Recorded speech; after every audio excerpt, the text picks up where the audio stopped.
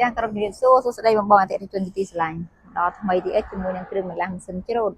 ថ្ងៃនេះខាងបងប្អូនមកថតបង្ហាញជូនជាមួយនឹងឈុតការច័ន្ទសម្រាប់ម៉ាស៊ីនច្រូតស្រូវ Kubota DC 105និង108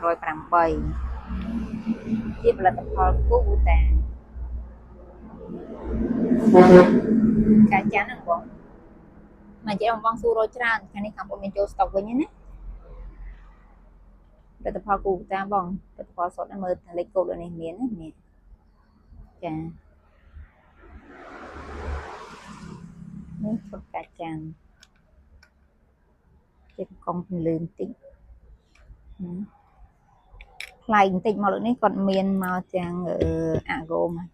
ថែម2គ្រាប់ឲ្យទៀតអាហ្គោហ្នឹងគឺគេដាក់កន្លែងនេះចាអាហ្គោដាក់កន្លែងនេះចាជបងប្អូនមានតម្រូវការឈុតការច័ន្ទសម្រាប់ម៉ាស៊ីនច្រូតស្រូវ Kubota DC 105និង108អាចដាក់ការកម្មងបានណាតម្លៃបងប្អូនអាចឆាតចូលក្នុង page សួរបងប្អូនបាន